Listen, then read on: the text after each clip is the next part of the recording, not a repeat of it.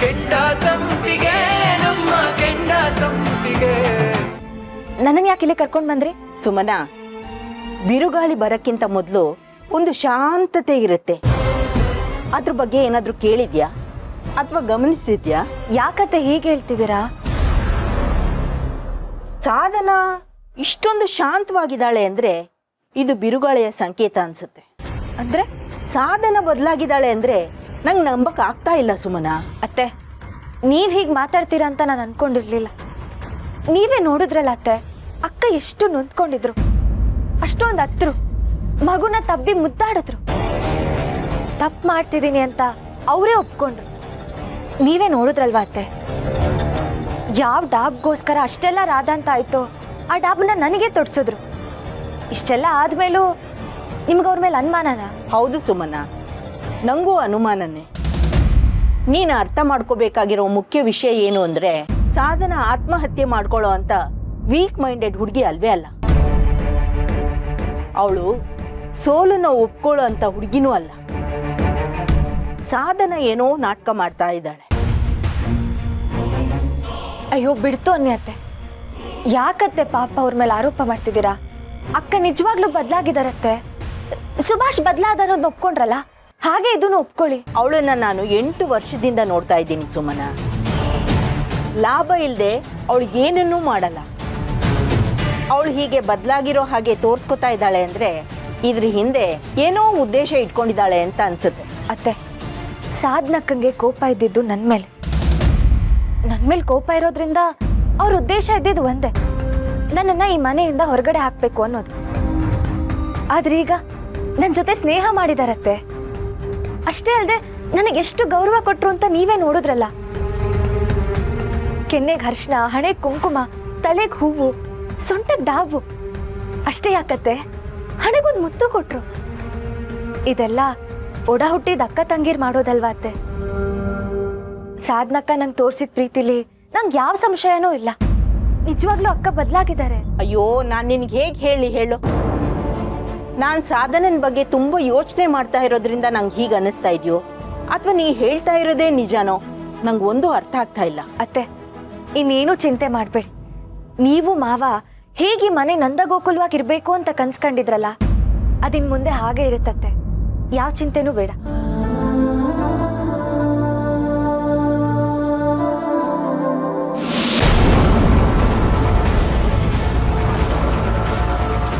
ಇದೆಲ್ಲ ನಾಟಕ ಆದ್ರೆ ನಾನು ನಿಮ್ಮನ್ನ ಗ್ರೇಟ್ ಅಂತೀನಿ. ಇದೆಲ್ಲ ಕನ್ಸಾಗಿದ್ರೆ ನಾನು ಅದನ್ನ ಮಲಗಿದ್ದು ಮರ್ತೋಗ್ಬಿಡ್ತೀನಿ. ಆದ್ರೆ ಈಗಲೂ ನನಗೆ ಆಚೆ ನಡೆದಿದ್ದು ನೆನ್ಸ್ಕೊಂಡ್ರೆ ನಂಬೋದಕ್ಕೆ ಆಗ್ತಾ ಇಲ್ಲ. ಅದಕ್ಕೆ ನಾನು ನಿಮ್ಮನ್ನ ಏನೋ ಅನ್ಕೊಂಡಿದ್ದೆ ಅದಕ್ಕೆ, ಆದ್ರೆ ನೀವು ಹೇಳಿ ತರ ನಡ್ಕೊಂಡ್ಬಿಟ್ರಿ.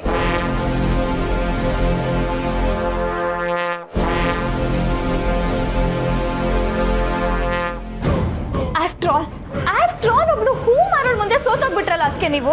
ಇದೆಲ್ಲ ನನಗೆ ನಂಬೋದಕ್ಕೆ ಆಗ್ತಿಲ್ಲ ಅದಕ್ಕೆ. ಇದೆಲ್ಲ ನಾಟಕನಾ? ಅದಾದ್ರೂ ಹೇಳಿ ಅದಕ್ಕೆ, ಮಾತಾಡಿ. ಡಾಬಾ ಅವಳಿಗೆ ಕೊಟ್ಟು ಈ ಮನೆ ಯಜಮಾನ್ಕಿನ ಅವಳಿಗೆ ಬಿಟ್ಕೊಟ್ಟು ನೀವು ಸಾಚೋದಾದ್ರೂ ಏನಿದೆ ಅದಕ್ಕೆ? ನನ್ಗೆ ನಿಜವಾಗ್ಲೂ ಇದನ್ನೆಲ್ಲ ನಂಬೋದಕ್ಕೆ ಆಗ್ತಿಲ್ಲ ಅದಕ್ಕೆ. ಮಾತಾಡಿ ಅದಕ್ಕೆ, ಮಾತಾಡಿ. ಮುಗೀತು, ಎಲ್ಲ ಮುಗೀತು. ಇನ್ನು ನಾವೆಲ್ಲರೂ ಅವಳು ಹೇಳ್ದಾಗೆ ಕೇಳ್ಕೊಂಡು ಬಿದ್ದಿರ್ಬೇಕು. ಈ ನಾಯಿ ಬದುಕಬೇಕಾ ಅದಕ್ಕೆ? ಪ್ಲೀಸ್ ಅದಕ್ಕೆ ಇವಾಗ್ಲಾದ್ರೂ ಹೇಳಿ. ಇಲ್ಲ ಜಾನು, ಇದೆಲ್ಲ ಒಂದು ನಾಟಕ ಅಂತ ಹೇಳಿ, ಹಾಗಾದ್ರೂ ಸಮಾಧಾನ ಮಾಡ್ಕೋತೀನಿ. ಮಾತಾಡಿ ಅದಕ್ಕೆ, ಪ್ಲೀಸ್ ಅದಕ್ಕೆ. ಏನೇ ಆಗಿದೆ ನಿಂಗೆ? ಹಾ, ಮನೇಲೆಲ್ಲ ಸರಿ ಹೋಗಿ ನೆಮ್ಮದಿಯಾಗಿರ್ಬೇಕಾದ್ರೆ ನೀನ್ ಯಾಕೆ ನಾಯಿ ಬಾಳು ಬದುಕ್ತಾ ಇದ್ಯಾ? ಸುಭಾಷ್, ನಾನು ಹೇಳಿದ್ದಲ್ಲ, ನೀನೇ ಹೇಳಿದ್ದು. ಹೇಳು, ಯಾಕೆ ನಾಯಿ ಬಾಳು ನಿಂಗೆ? ಏನೋ ಒಳ್ಳೇದಾಗಿದೆ, ಯಾರಿಗೋ ಒಳ್ಳೇದಾಗಿದೆ. ನ್ಯಾಯವಾಗಿ ಅದಕ್ಕೆ ಸೇರ್ಬೇಕಾದ ಡಾಬು ಅವಳಿಗೆ ಸೇರಿದೆ. ಇಷ್ಟು ವರ್ಷ ಈ ಮನೆಗಾಗಿ ಕಷ್ಟಪಟ್ಟ ಅದಕ್ಕೆ ಏನ್ ಸಿಕ್ತು ಹೇಳು? ಜಾನ್ವಿ, ಸುಮ್ಮನೆ ಬದಲಾಗಿರೋ ಅದಕ್ಕೆ ಮತ್ತೆ ಹಾಳು ಮಾಡಬೇಡ ನೀನು. ನಾನು ಯಾರ ಮನ್ಸು ಹಾಳು ಮಾಡ್ತಿಲ್ವೋ, ಮಾಡ್ತಾ ಇರೋದು ಅವಳು. ಜಾನು, ನಡಿ ಫಸ್ಟ್ ಇಲ್ಲಿಂದ ಹೊರಗೋಗು. ಅದಕ್ಕೆ ಮತ್ತೆ ನೀನು ಹಾಳು ಮಾಡ್ಬೇಡ, ಹೋಗು ಅಂದೆ ಅಲ್ವಾ? ಇಲ್ಲ, ನನಗೆ ನಿಜ ಏನು ಅಂತ ಗೊತ್ತಾಗ್ಲೇಬೇಕು.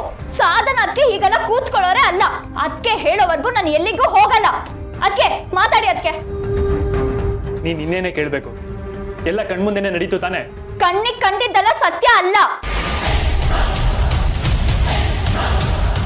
ಜಾನ್ವಿ, ನಡಿ ನೀ ಇಲ್ಲಿಂದ, ಹೊರಗೋಗು. ಹೋಗಲ್ವೋ? ಹೋಗಲ್ಲ.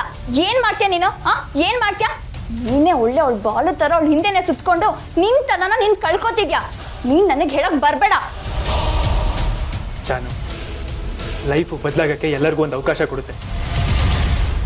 ನೀನು ಅವಕಾಶ ತಗೋ, ಬದಲಾಗು, ಎಲ್ಲ ಖುಷಿಯಾಗಿರ್ಬೋದು ಜಾನು. ನಾನ್ ಹೇಳಿ ಅಲ್ಲ ಕಣೋ, ಯಾವಳಿಗೋಸ್ಕರ ನಾವು ಬದಲಾಗಕ್ಕೆ ನಾನು ಹೇಳಿ ಅಲ್ಲ. ಜಾನ್ವಿ, ಎಷ್ಟು ಸರಿ ಹೇಳಿದೀನಿ ಮರ್ಯಾದೆ ಕೊಟ್ಟು ಮಾತಾಡು ಅಂತ ನಿಂಗೆ. ಏನ್ ಮರ್ಯಾದೆನೋ? ಯಾರಿಗ್ ಮರ್ಯಾದೆ ಕೊಡ್ಬೇಕು ನಾನು? ಅವಳು ನನ್ನನ್ನ ಎಲ್ರಿಂದನೂ ದೂರ ಮಾಡ್ತಾ ಇದ್ದಾಳೆ. ಅವಳಗ್ ನಾನ್ ಯಾಕೋ ಮರ್ಯಾದೆ ಕೊಡ್ಬೇಕು? ಪಾ ಜಾನ್ವಿ, ನಿನಗೆ ಈ ಜನ್ಮದಲ್ಲಿ ಬುದ್ಧಿ ಬರಲ್ಲ. ಆ ದೇವ್ರೆ ಬಂದ್ರು ನಿನ್ನ ಬದಲಾಯಿಸಕ್ ಆಗಲ್ಲ ಅನ್ಸುತ್ತೆ. ಗೊತ್ತಿದೆ ಅಲ್ವಾ? ಹಂಗನ್ಕೊಂಡು ಸುಮ್ನೆ ಹೊಟ್ಟೋಗ್ಬಿಡು. ಸುಮ್ನೆ ನನ್ ತಂಟಕ್ ಬಂದ್ರೆ ಚೆನ್ನಾಗಿರಲ್ಲ, ಹೇಳ್ತಾ ಇದೀನಿ. ಹೋಯ್ ಹೋಗೋರೆ. ಅದಕ್ಕೆ ನನಗೆ ಉತ್ತರ ಕೊಡ್ಲಿ. ಅವ್ರು ಉತ್ತರ ಕೊಟ್ಟಾದ್ಮೇಲೆ ನಾನು ಹೋಗ್ತೀನಿ. ಅದ್ಗೆ ನೀವು ಇವಳು ಮಾತಿಗೆ ತಲೆ ಕೆಡಿಸ್ಕೋಬೇಡಿ. ನೀನ್ ಬಾ. ಏಯ್, ಒಂದ್ ನಿಮಿಷ ಇರೋ. ಹಾಗಾದ್ರೆ ಹೇಳ್ತಾ ಇರೋದಲ್ಲ ನಿಜಾನ? ಜಾನ್ವಿ. ಅದಕ್ಕೆ ಮಾತಾಡಿ. ಅದಕ್ಕೆ ಬಾ ಜಾನ್ವಿ. ಅದಕ್ಕೆ ನೀವು ಉತ್ತರ ಕೊಡೋವರೆಗೂ ನಾನು ನಿಮಗೆ ಪ್ರಶ್ನೆ ಮಾಡ್ತಾನೆ ಇರ್ತೀನಿ. ಅದಕ್ಕೆ ಜಾನ್ವಿ. ಪ್ಲೀಸ್ ನನಗೆ ಉತ್ತರ ಕೊಡಿ. ಅದಕ್ಕೆ ಪ್ಲೀಸ್. ಬಾ ಜಾನ್ವಿ. ಅದಕ್ಕೆ ಮಾತಾಡಿ. ಅದಕ್ಕೆ ಮಾತಾಡಿ. ಅದ್ಗೆ ನೀವು ಆ ಕಡೆಯಿಂದ ಬಾಗ್ಲ ಕೊಡಿ. ಇವಳು ಮಾತಿಗೆ ತಲೆ ಕೆಡಿಸ್ಕೊಡಿ. ಪದ್ಮ, ಇವತ್ತು ನನ್ನ ಮನಸ್ಸಿಗೆ ಎಷ್ಟೊಂದು ಖುಷಿ ಇದೆ ಗೊತ್ತಾ. ನಮ್ಮ ಮನೆಗೆ ಬಂದಿರೋ ಎಲ್ಲ ಸಮಸ್ಯೆಗಳು ಬಗೆಹರಿದು ಒಳ್ಳೆ ಹಬ್ಬದ ವಾತಾವರಣ ಬಿಡ್ತಲ್ಲ. ನಾನು ಇದನ್ನೇ ಭಾಳ ದಿವಸದಿಂದ ಬಯಸ್ತಾ ಇದ್ದಿದ್ದು.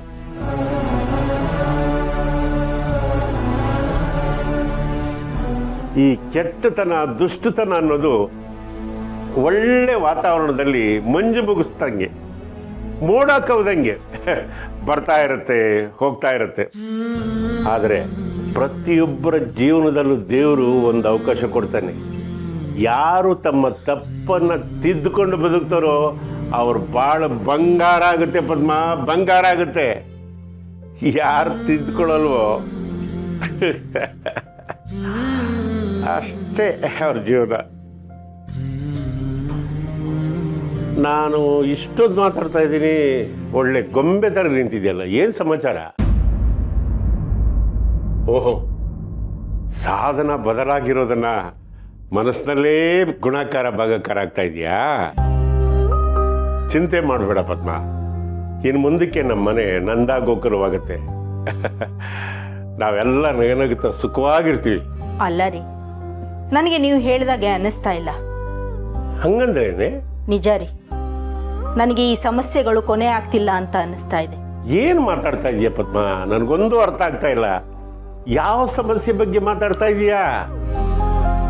ಅಲ್ಲ ಕಡೆ, ಸಾಧನಾ ಮತ್ತು ಸುಮನ ನಾವಿಬ್ರು ಒಂತಾಯಿ ಮಕ್ಕಳ ಥರ ಹೊಂದ್ಕೊಂಡು ಹೋಗ್ತೀವಿ ಅಂತ ಹೇಳಿದರೆ ಇನ್ಯಾವ ಸಮಸ್ಯೆ ಬರುತ್ತೆ ಹೇಳು? ನನಗೆ ಸುಮನನ ಬಗ್ಗೆ ಚಿಂತೆ ಇಲ್ಲ, ಆದರೆ ಮುಖವಾಡ ಹಾಕಿರೋ ಈ ಸಾಧನನ ಬಗ್ಗೆ ಇದೇನೋ ಸಂಚು ಅಂತ ಅನ್ನಿಸ್ತಾ ಇದೆ. 8 ವರ್ಷದಲ್ಲಿ ಬದಲಾಗದೆ ಇರೋ ಸಾಧನ ಇದ್ದಕ್ಕಿದ್ದಾಗೆ ಬದಲಾಗಿದ್ದಾಳೆ ಅಂದರೆ ಏನರ್ಥ? ಓ ಇದಾ ನಿನ್ನ ಸಮಸ್ಯೆ? ನೋಡು ಪದ್ಮ, 8 ವರ್ಷದಿಂದ ಅವಳಿಗೆ ಯಾರು ಕಾಂಪಿಟೇಟರೇ ಇರಲಿಲ್ಲ. ಆನೆ ನಡೆದಿದ್ದೇ ದಾರಿ ಅನ್ನೋ ಥರ ನಡ್ಕೊಂಬಂದಿದ್ಲು. ಆದರೆ ಈಗ ಬಂದಿರೋ ಸುಮನ ಇದ್ದಾಳಲ್ಲ, ಅವಳಿಗೆ ಕಾಂಪಿಟೇಟರ್ ಥರ ಕಾಣಿಸ್ತಾ ಇದ್ದಾಳೆ. ಸುಮನ ಬಂದು ಕೇವಲ ಒಂದೇ ಒಂದು ವರ್ಷದಲ್ಲಿ ಅವಳಿಗೆ ಈ ಮನೆ ಹಿರಿತನ ಸಿಗುತ್ತೆ ಅಂದರೆ ಯಾರು ಹೊಟ್ಟೆ ಹೊರಿ ಬರಲ್ಲ ಹೇಳು? ನೀನೇ ಯೋಚನೆ ಮಾಡು. ಅದಕ್ಕೆ ಸಾಧನನಿಗೆ ಸ್ವಲ್ಪ ಹೊಟ್ಟೆ ಉರಿ ಇತ್ತು, ಈಗ ಅದು ಕಮ್ಮಿ ಆಗಿದೆ ಅಂತ ನನಗೆ ಅನ್ನಿಸ್ತಾ ಇದೆ. ಹಾಗಾದರೆ ಅವಳು ಸಂಪೂರ್ಣವಾಗಿ ಬದಲಾಗಿದ್ದಾಳೆ ಅಂತ ನೀವು ನಂಬ್ತೀರಾ? ಖಂಡಿತವಾಗ್ಲು. ನೋಡು ಪದ್ಮ, ಅವಳ ಕಣ್ಣಲ್ಲಿತ್ತಲ್ಲ ನೋವು, ಅದು ಸಾರಿ ಸಾರಿ ಹೇಳ್ತಾ ಇತ್ತು, ನಾನು ಬದಲಾಗಿದ್ದೀನಿ ಮಾವ, ನನ್ನ ನಂಬಿ ಅನ್ನೋಂಗಿತ್ತು ಕಡೆ. ಅದಕ್ಕೋಸ್ಕರ ನಾನು ಅವಳನ್ನ ನಂಬ್ತೀನಿ. ಸರಿ ರೀ, ಅವಳು ಬದಲಾಗಿದ್ರೆ ನನಗೂ ಸಂತೋಷನೇ.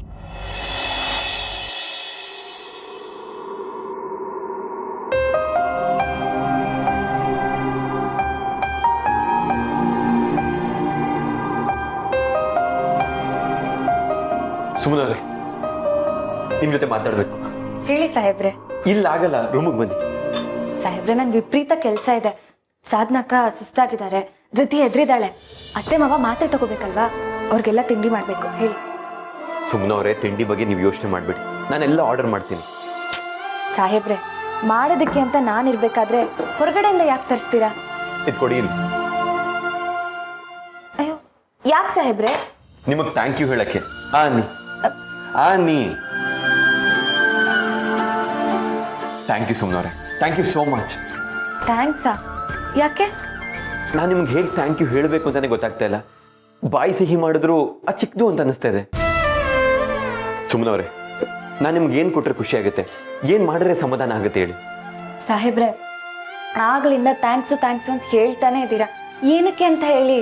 ಈ ಮನೇಲಿ ಪವಾಡ ಮಾಡ್ಬಿಟ್ರಿ, ಈ ಮನೆ ಜಿಯೋಗ್ರಫಿನೇ ಬದಲಾಯಿಸ್ಬಿಟ್ರಿ, ಏನಿರುತ್ತೆ? ಈ ಮನೆ ಚಿತ್ರಣನೇ ಬದಲಾಯಿಸ್ಬಿಟ್ರಿ. ಅಂಥದ್ದು ನಾನೇನು ಮಾಡಿದೆ ಸಾಹೇಬ್ರೆ? ಸುಮ್ಮನವ್ರೆ, ದೀಪದ ಕೆಳಗೆ ಯಾವಾಗಲೂ ಕತ್ಲಂತೆ. ನೀವೇನು ಒಳ್ಳೇದು ಮಾಡಿದ್ದೀರಾ ಅಂತ ನಾನೇ ನಿಮಗೆ ಹೇಳಬೇಕು.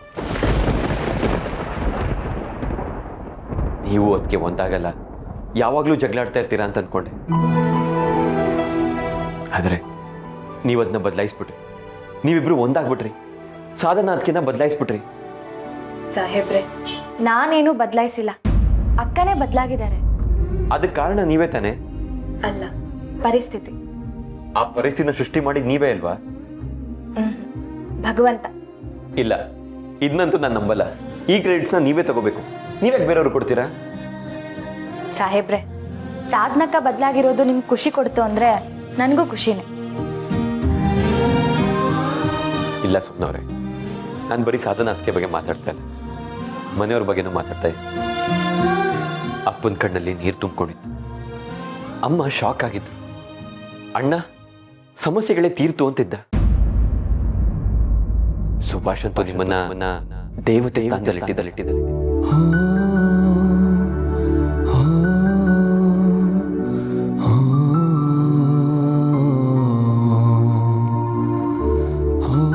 ಇಡೀ ಮನೆ ಸಂತೋಷದಲ್ಲಿ ತುಂಬಿದೆ. ಆ ಸಂತೋಷಕ್ಕೆ ಕಾರಣ ನೀವು, ಆ ಬದಲಾವಣೆ ಕಾರಣ ನೀವು. ನಾನು ನಿಮ್ಗೆ ಏನಾದರೂ ದೊಡ್ಡದಾಗಿ ಕೊಟ್ಟು ನಿಮ್ಮನ್ನ ಖುಷಿ ಪಡಿಸ್ಬೇಕು. ಏನು ಕೊಟ್ರೆ ಖುಷಿ ಆಗುತ್ತೆ?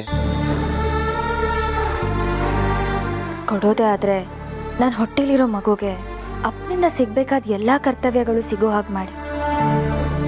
ಒಂದೇ ಒಂದ್ಸಲಿ ನಮ್ಮ ಮಗುನ ಕಂದ ಅಂತ ನೀವು ಕರೆದು ಬಿಟ್ರೆ ಅದಕ್ಕಿಂತ ದೊಡ್ಡ ಉಡುಗೊರೆ ಇನ್ನೊಂದಿಲ್ಲ ಸಾಹೇಬ್ರೆ. ನಿಮ್ಮ ಕೊರಳಲ್ಲಿರೋ ಅರ್ಶಿನ ದಾರ ತೆಗೆದು ಮಾಂಗಲ್ಯ ಹಾಕಬೇಕು. ಅದ್ರ ಮುಖಾಂತರ ನಿಮಗೆ ಧನ್ಯವಾದ ಹೇಳಬೇಕು ಅಂತ ಅಂದ್ಕೊಂಡಿದ್ದೀನಿ.